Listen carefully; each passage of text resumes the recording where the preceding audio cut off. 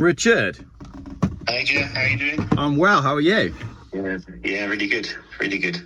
Just check that we've got phone signal and everything before we start. You know what it's like. Yeah, I know, I just went on Wi-Fi calling. Right, I've got some notes for us to go through because we haven't spoken for a little while. So I'll just run through this. We want to talk about the protest, what happened to your M3 touring, how was Goodwood, the new Ferrari Testarossa, and is now the time to buy an old one. Porsche Taycans are now starting with a 2, which we predicted some time ago. And then I want to finish up with the new Toyota Land Cruiser, and is it stealing Range Rover customers? So first up then, I think you wanted to talk about the protest at the weekend. Yeah, no, it's been a topic that I've been talking a lot with my friends, and some of my friends were there, and I was just interested to watch your last video about the amount of people and the way the media are reporting it. Yeah. And because my friend was there, he was going through it saying, Richard, there was a lot of people there. And I'm going, well, how many? And he's going, well, it must be 1 million people. And I said, oh, have you watched Geoff's video on how many? Because I think the media was saying maybe, was it 150K? I think 100, they went down to 110, they said. Was it? Okay. And then he was just disappointed because he was starting to realise that the media are controlling this and obviously are misrepresenting what he feels something is very genuine and passionate to him to be there. Yeah. So his mindset is changing a bit. But yeah, he said it was, absolutely packed out. I think that there's a lot of people, including myself, who are very patriotic to the UK.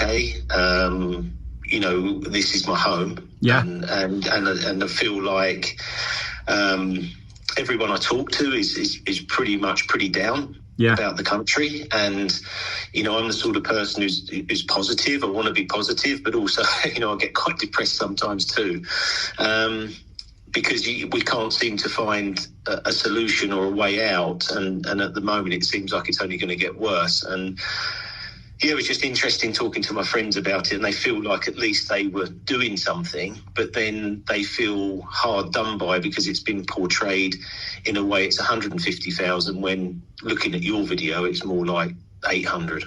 Yeah. Yeah, I mean, on a lower estimate, it's 800 as well. I think you are one of the most positive people I know, and obviously you're, an entrepreneur, run your own businesses as well. Are you getting to the stage with business now where you're looking at decisions the government are making, and do you think business people around the country are now starting to go, hang on a minute, they're not doing anything that's on our side? And it's almost like is government policy now starting to wake people up to the fact that I don't know, what's your opinion on it, like as a business person? Yeah, well, I had an interesting conversation that changed my view a little bit, because they said to me, Richard, what do you think and what you're doing? And I said, well, I'm just working twice as hard. Yeah. Because I know I'm going to have to, every time I'm going to get hit. It's not my fault I've done well, but also, I said to them about that, and they said, well, but it's not the same for everyone, because obviously I have the ability to earn money and create that by working as hard as I can. So I have been working like 7 days a week. Yeah. To try and stay in the lifestyle that I like, but it is getting more and more difficult for people. And I was watching, I watch a lot of YouTube, watch your videos, Yanni's, and I was watching this about the people, going to Dubai and that, and then I heard a lot of stuff is difficult to get your money out of Dubai. Yeah. So you've got all these people leaving, but as I say, from my own impression this is my home. Yeah. I'm not leaving here. So that's that. I think that I want to see it turn around. I feel like, all my family are here, all my friends are here. I'm not leaving anything for tax. If I have to pay more tax, that doesn't bother me at all. Yeah. From my mindset is more, I just have to earn more. Yeah. That's my, and I like employing people, and I like the businesses that I do. Like I attended Goodwood as Challenge the Road. There was nothing there to sell. It was just more, I like to meet people. I like people on the sim. I feel very comfortable now. You remember I said to you I was very shy. Yeah. I didn't really go to car events or anything. I'd always be worried about parking my car at an angle or something. But I feel much more confident in myself. But I don't really have much confidence at all in where we're going. And I always feel like everything for a reason. And I think, okay, they've done that march. And my friend was just saying to me, well, should it be bigger? Do we need a bigger site to really show the media that it's not 150,000, it's 1 million, 2 million. I mean, it could be 3 million, Geoff, really. I mean, I don't know anyone who's really happy with how it's going. I'm interested in your view as well on how you feel about it.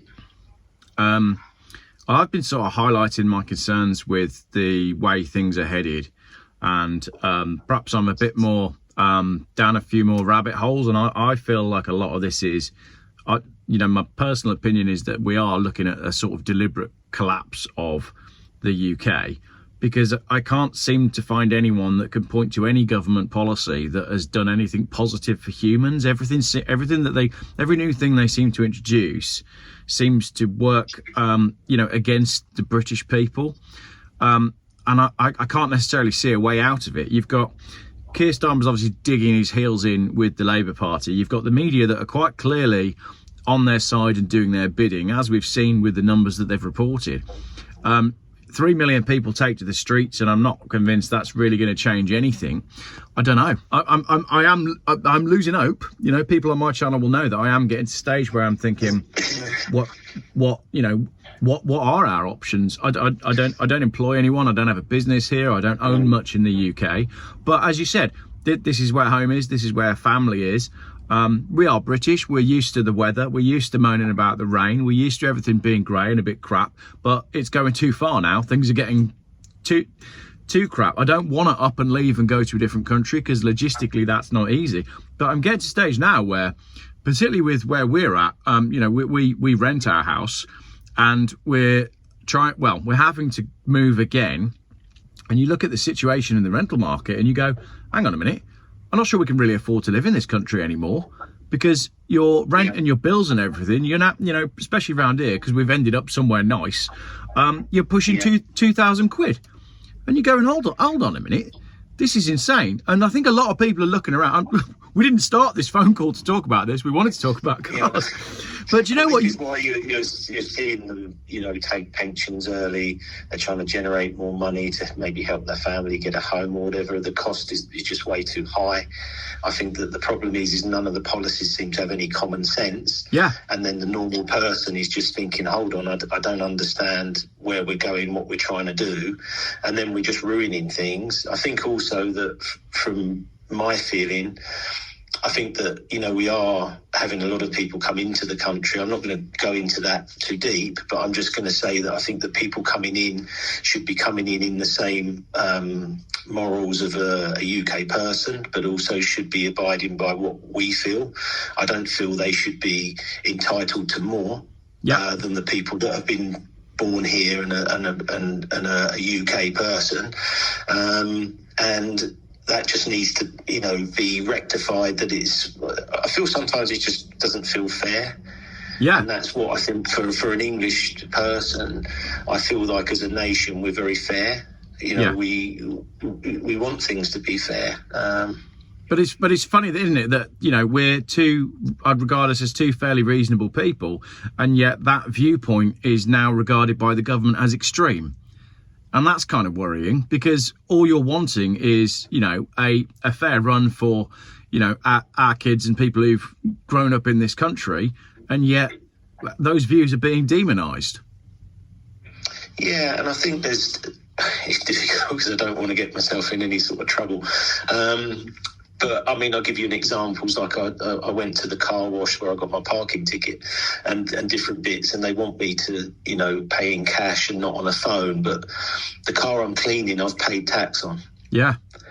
Do you know what I mean? So from my point of view, I've always paid tax. I've always, tried not to do anything in cash or any way of doing that. I've always tried to be law-abiding, and that just sort of frustrates me because I feel like I know where that cash is going. I'm not silly, but that frustrates me a bit as well. And it's really difficult, isn't it? Because you sort of, from my point of view, I keep thinking there must be an easy solution, because there must be someone out there who has got the common sense to make it work, because it feels like they're trying to make it not work. Like, pretty much anyone could come in and do better than where we are. Like, I liked your video on the road closed, and just from the point of view of, you spoke about the weight of vehicles. I mean, unbelievable with electric. Of course, the roads are going to get worse, aren't they? I mean, you're putting so much pressure on them. There has to be some limits. You could have a electric lorry going through London that's got no additional tax to pay, but a diesel Volvo that's 25-year-olds has to pay ULEZ. It's ridiculous. Yeah, and I think as well on the sort of paying cash point of view, there's probably a lot of people right now who are looking around saying, hang on a minute, I've just paid £200 council tax, I'm paying £50 a month road tax, I'm paying all these. Where's the money going? Because we're not seeing any benefit for. So it's quite funny. You can say, you can look at the guy and you pay him cash and you go, well, I know where that's going. But then when you pay your tax return, we don't necessarily know where that's going. And I think people are really starting to get disillusioned with that now. Yeah, and I also feel like, when you have cash anyway, I feel people are going to keep a bit more cash back. Yeah. Do you see what I mean? Like from my point of view, you've seen, the JLR hack. You're seeing hackers more prevalent. You're seeing that Russia want to. I mean, their way of war now is I know obviously what's going on in Ukraine, but if they cut the internet down, we've got a real problem, because all our banking and everything's on the phone. Yeah. So, you have to have a backup to a backup, and some people will need some sort of cash backup in these scenarios, because you're really stuck, aren't you? Well, I said this in yesterday's video. So yesterday evening, I drove an old diesel car to an emergency dental appointment because I can't get an appointment on the NHS. On the way there, the northbound motorway was down to one lane. The southbound motorway was closed. And when I got to the dentist, there was not enough phone signal for me to move money from one account to the other to pay them. I'm like, that's the UK in 2025 in a nutshell.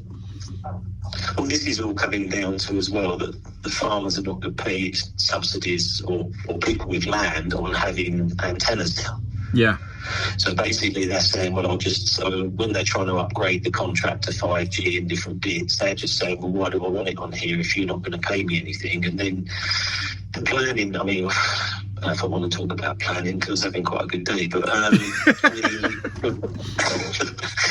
the planning situation, I mean, I've got some planning in at the moment I've been doing for like 2 years, and honestly, it's NEWTS, it's BATs, I've never known so many complications on a fishing lake, and I think it's now the same with an antenna. I mean, they to put one up, you're going and you're paying so much in fees to the council to do stuff. I mean, it's but everything to me, I feel like. Do you remember that one I done about the NEWTS where they said to me, there might be NEWTS, Richard? And I'm like, okay, what does that mean?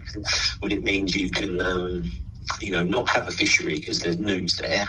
Okay, so what's the other option? Well, we'll put a little newt farm together for you. You give us £50,000. £50,000? £50,000 for some newts. But have you thought about, newts? What I said to him, I said, when can I visit then? Because obviously I've paid £50,000 to home these newts. Where do I send them a birthday card? Do I actually get to know them? Yeah. Only because I was just starting to get a bit annoyed. I thought £50,000, and then they come back saying, well, it might even be £100,000. I've heard £100,000 for other people. How many newts can you home for £100,000? But the thing is, what I said to them, Geoff, I started to research it because I'm like OCD. Yeah. I'm like looking at, we got more newts than we ever had. This new law was 60 years ago when they were endangered or whatever, and now there's more newts than anyone. but you can't do anything. If you've got a Newt, you're knackered. I was even going to get a number plate Newt one stage. I was so annoyed with everything. I think that's brilliant, because at the moment everybody's going on about HMOs, houses of multiple occupation, but you've got a problem with HNOs, houses of Newt occupation. Yeah, but the thing is, I don't even know if there's any Newts, but they now do this test where they test for Newt pee in the water. Wow. So this is how. So they're for them. If they don't, so if that comes back, you're really knackered. You can't have a fish. That's just. I just said to them, I'm not fishing for Newts. I'm fishing for fish. I don't know what. But if there's fish in the water, then okay, wow. So I mean, again, that says it all as well. It's £100,000, and there may or may not be Newts in there anyway. Exactly. Shall we talk about cars, right? What happened to your last time we made a video together? I had a Volvo and you had a M3 Touring BMW. What happened to your M3 Touring? Well, I really thought that was going to be like the bee's knees, that car. But I had the newest seats, the sports seats, because I didn't want the buckets, because everyone's complaining about them. Yeah. It really hurt my back. And every journey, I had really bad back pain, and I thought, is it me? And I'm trying to adjust the seat, and I'm thinking, I want to stick with this car because I love the look of it, and I've always wanted an estate M3. Yeah. And then in the end, I had a guy, ex-McLaren S&C guy, come in the car with me, and he went, "Come on, Richard, these are really bad on your back." And I went, "Yes, I knew it." So anyway, I put it for sale, and I managed to get that when I paid for it. But yeah, it was just the seats. I couldn't get on with them. My back's bad anyway. Yeah. But it was every journey. I mean, I was much happier in Porsche with the bucket seat or anyone's car. I was actually in the Yaris most of the time. Yeah. It was not helping. So that was the reason. Otherwise, I love the concept of that car. I love, the look of it. But that was just really hurting my back, unfortunately. Did you have a problem with it leaking as well? Oh, that's what, yeah. So this is my life. So anyway, people think when you get a lot of things, so the X5 was leaking. So I really like the X5 hybrid. I've done a video on it. I said this is the best car to do. It starts leaking through the roof. They fix it, come back, it's leaking through the roof. I get annoyed, so I give it to Calvin, my car guy, who loves it. I said, "Calvin, just have this car. I can't deal with it. I'm going to get another car." So I've got the M3. He then is dealing with it. The car goes off for 8 days. Comes back. He's like, "Richard, it's all fixed." I said, "Great, brilliant. Yeah, go out." It rains again. It's now coming through the passenger microphone. I'm now like, I don't believe this. I'm thinking this must be going on, must be 5 months. Yeah. So now it's got to go back again to be fixed. So I've still got the X5, and then I'm just trying to look at what, because I'm trying to produce videos for the channel. I don't want to, run BMW down, but it's just, because I'm driving with your sunroof open. So that's still ongoing. So, the BMWs have gone well then. The M3 you had to get rid of because it wasn't comfortable, and the X5 is now very wet. It's more things, more problems, Geoff, I think, is going through my mind. Anyway, how was Goodwood? Goodwood, yeah. I mean, I think that it's a shame about the weather there. I saw quite a lot of stuff about people trying to leave the car park, but many people said it's like that every year. But was it taking people like 3 hours to get out the car park because the rain was so bad? Yeah, we couldn't break down on the Monday, so we've taken all our stuff today. But that car park, there were McLaren P1s in there, every sort of car in there. I don't know how they got out. Yeah. I mean, I luckily was next to the road, so I was able to get out fine. But yeah, cool. But I mean, what an event though. I mean, the thing is with Revival, it takes you back to the time of when you had camaraderie. You realise about the people, our granddads and stuff, who fought in wars. You look at the planes, you look at the music. I was just talking to someone about how people used to dress. Do you know what I mean? Like so smart, and I had like the little hat on, and I had, I felt really good. Yeah. A tweed suit, and I thought, God, this is how it used to be. And where are we now? It's just Goodwood for me is just feel good factor. Like if people get a chance to go, it really is going back in time. Yeah. You almost want no mobile phone. Yeah. Do you know what I mean? And walk round, and you'd feel like you're in a different era totally. Have you been, Geoff? No, I've not been yet. I do need to get down to Goodwood. It seems to me as well. It's easy to look back and say, oh, that's rose tinted specs, but maybe the times that we're harking back to, there was more for people to be proud of, and they took more pride in things. Is it as simple as that? I don't know. Yeah, I think when you see the Spitfires flying over, you've got the old music, the quality of that, just everything about it, the old cars, the engines, the smell of everything, the people in who are, everyone just seems like happy, chilled out. You go there and it's like someone's lifted all the weight of the world off his shoulders. For 3 days. I mean, even Jake Hill, he's a racing driver, and I think he come third. He says it's his best day of the year is Goodwood and racing on that track in old cars. And he's driving the most modern hybrid BMWs, but them old cars, it's fantastic. And also he come from like 15th to 3rd, which probably doesn't happen in F1, and that's very boring compared to this. So did you find yourself tempted to buy something from that era then? I mean, the oldest car in your collection probably isn't quite there, but when you're there the weekend, does it make you want to go and get an E-Type or anything like that? Not so much E-Types. I said I saw the Testarossa there, which I hadn't really seen a Testarossa for a little while, and I've done a video lately on the new one. And it was quite. I mean, I like the retro Porsches. That's really my thing. I like the Range Sports and the older. I didn't see too much, because I think, as you've been doing on your videos, you know that the generation is moving very quick. I think we're now looking at sort of the 90s, 2000s as being the peak. The older stuff is dropping in value. But this relaunched Testarossa then, so I don't know a great deal about it. How much is it going to be? How many are they making? And is it making you look at a Testarossa? Because you've not got a Testarossa at the minute. I know you've got the Diablo, but Diablo, Testarossa. Is it making you think, it's time to get a Testarossa in the garage? Yeah, well, I think the problem at the moment is everything's so expensive. So you look at a new, so that car's going to come out at like 450, 475. And an older car's 150, 125, 150. You never repeat that era. The new one, you're into a hybrid car, which we know is potentially going to cause problems down the line. I don't really understand what Ferrari are doing, because if you imagine an F80, which is the latest hypercar, say 3.5 million, and this car's 450, and the performance is so tight, there's nothing, you're over 1,000 horsepower. I mean, when they launched the F80, they couldn't even run it at the Ferrari because it was too fast for the track. So what are you looking at? What are you gaining for that extra?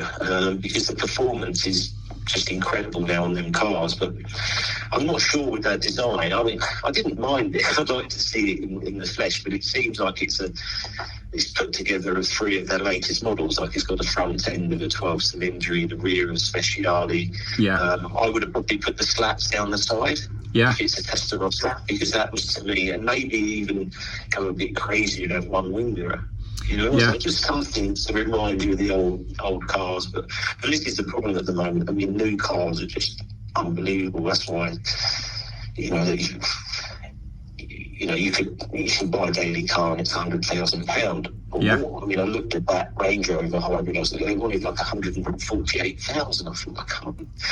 This is ridiculous. Now the cost of the inflation on the cars is just unbelievable. I'm always astonished when I look at the list prices of the Land Rover, Range Rover range, because they're pretty much all, apart from the Evoque and possibly Velar, the rest of them, they all start at 6 figures.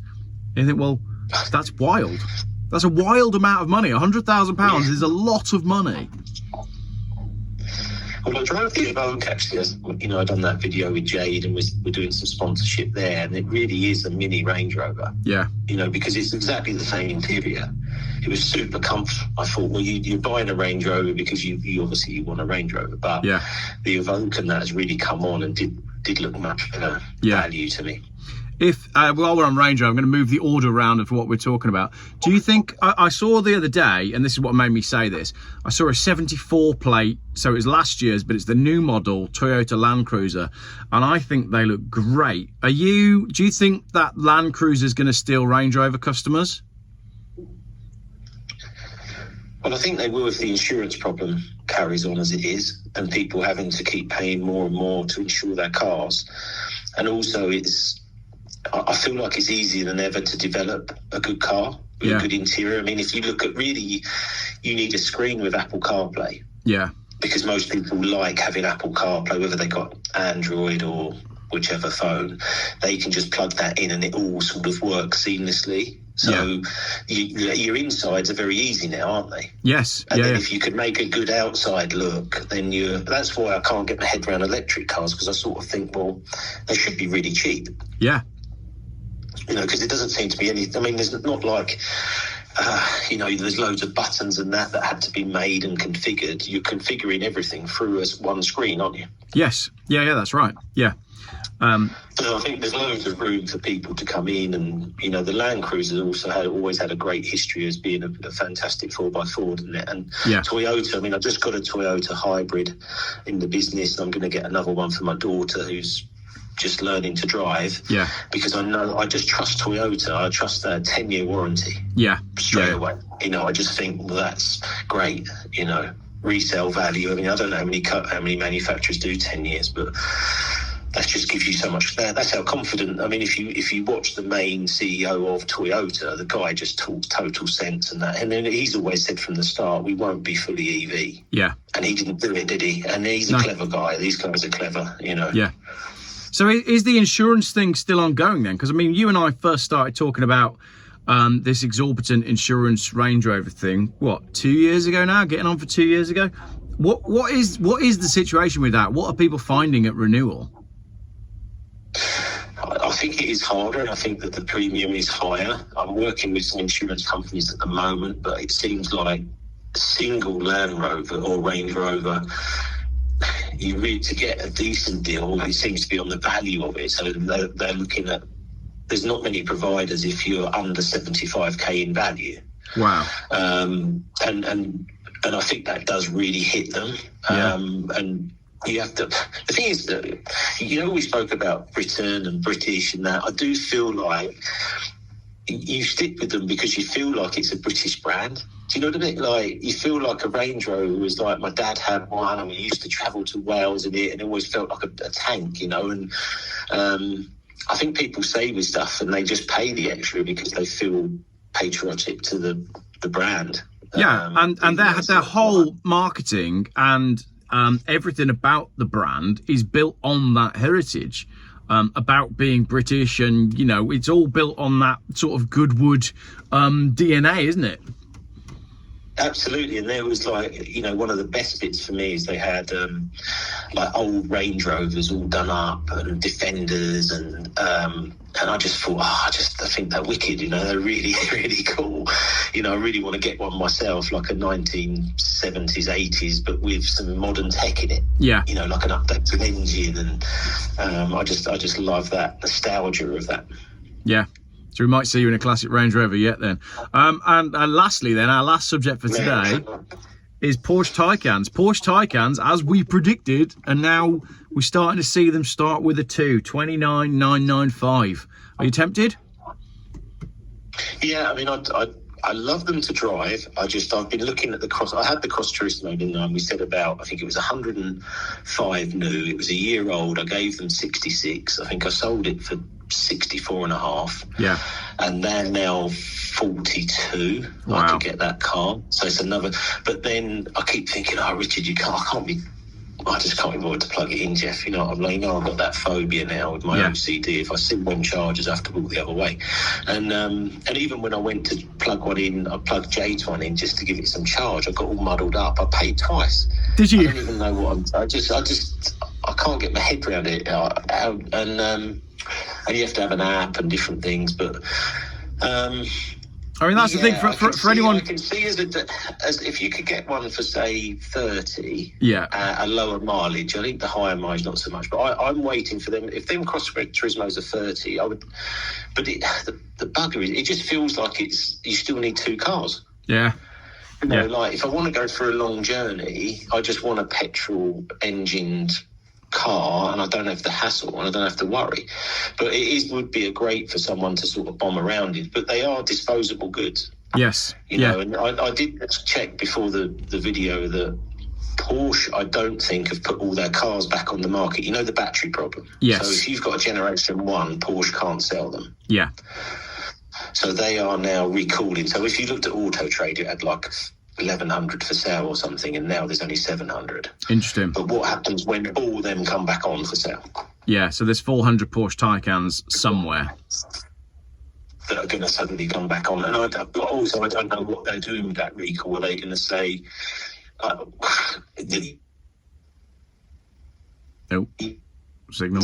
You know, how does that work? You say there's no warranty, then you've got real problems, haven't you? Yeah. But, I really, really love the car. I did like it to drive. I just, you know, if BMW are bringing out this new car next year with 10-minute charging and 500 miles, I might change it a little bit, but I'm still not overly convinced, because really I want to charge from home, and if I charge from home, it's quite slow. You can't.